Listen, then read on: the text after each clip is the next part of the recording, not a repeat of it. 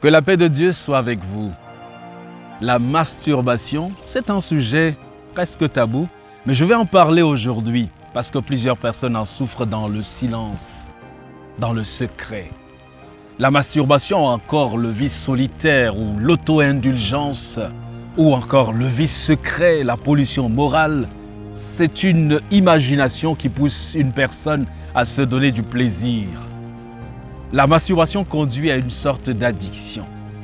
Elle répond à un besoin de satisfaction, de convoitise sexuelle. La masturbation, tout comme la pornographie, constitue des expériences liées au sexe. Elles sont dangereusement addictives et destructrices. Les hommes et les femmes entraînés par ces péchés de luxure souffrent énormément. L'opinion générale aujourd'hui, cependant, estime que la masturbation est normale et saine, mais laissez-moi vous dire que c'est de l'immoralité sexuelle. Elle prend naissance dans les pensées impures. Et si rien n'est fait, ces pensées prendront racine dans notre cœur. Et en outre, les conséquences de la masturbation sont désastreuses.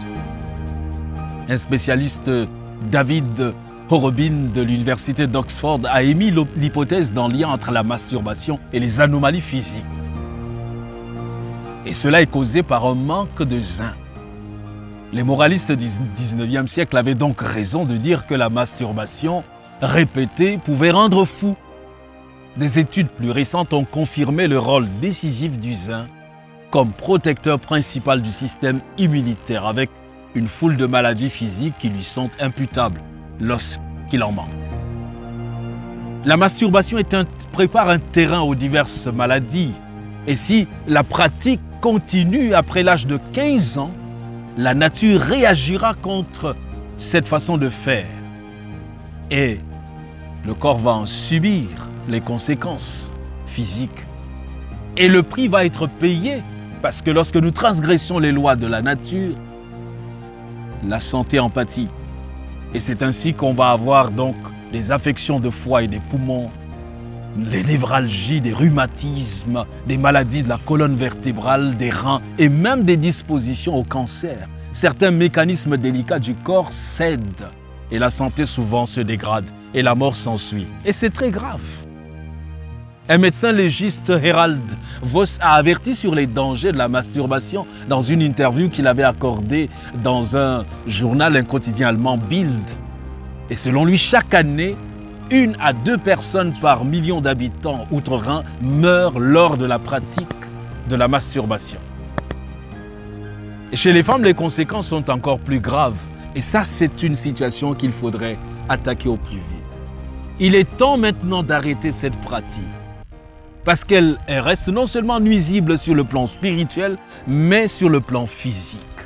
Et c'est pour cette raison que Dieu est là ce matin ou à n'importe quel moment de la journée. Il est là pour te dire « Je connais tes œuvres dont tu n'as pas besoin de te cacher. Il n'y a aucun secret qui ne doive être découvert.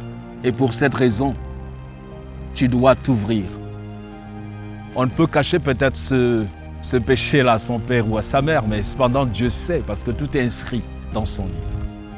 Comment donc faire? La chose à faire, c'est de reconnaître que c'est un péché. Il faut le confesser à Dieu. Il faut se repentir et lui demander pardon. Il faut abandonner cette pratique en s'abandonnant totalement entre les mains de Dieu. Lorsqu'on reconnaît nos limites et nos faiblesses et qu'on s'abandonne entre les mains de Dieu, il donne la capacité de vaincre. Priez pour que Dieu vous donne de renoncer. Comme Ésaïe 55, verset 7 le dit, que le méchant abandonne sa voie et l'homme d'iniquité ses pensées, qu'il retourne à l'Éternel, qui aura pitié de lui, à notre Dieu qui ne se lasse pas de pardonner. Et aussi, l'autre chose à faire, quand vous êtes abandonné entre les mains de Dieu, il faut briser la force du secret. Faites honte à Satan, parlez-en à quelqu'un de spirituellement mature qui va vous accompagner dans cette voie de la délivrance.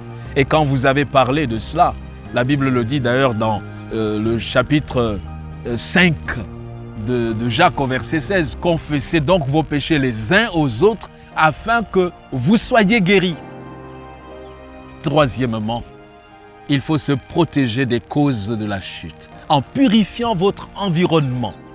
La parole de Dieu dit dans 1 Corinthiens 6, verset 18, « Fuyez l'impudicité ». Vous devez vous lever et dire non à cette pratique. Un homme demandait à un roi oriental le moyen d'éviter les tentations. Le prince lui enjoignit de porter une jarre d'huile pleine jusqu'au bord. Il devait la porter à travers les rues de la ville, sans verser une seule goutte, sous peine de mort. Et 2 bourreaux, sabre à la main, le suivaient.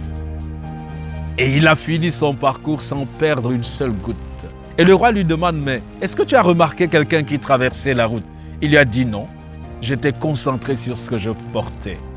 Ah oui, si nous ne pensons qu'à Dieu, si nous fixons notre attention sur Dieu, et si nous laissons l'Esprit de Dieu remplir notre cœur, nous n'allons plus nous concentrer sur le péché. Nous n'allons plus regarder des films, lire des ouvrages qui vont susciter des pensées mauvaises.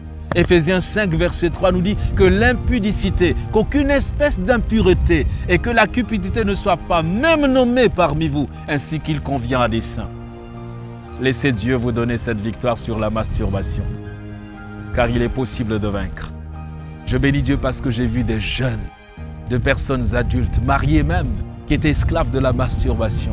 Ils sont venus, ils en ont parlé et nous avons parlé à Dieu, nous avons prié. Dieu les en a délivrés. Dieu veut te délivrer aussi de cette pratique. Si tu veux lui donner ton cœur, que Dieu te bénisse.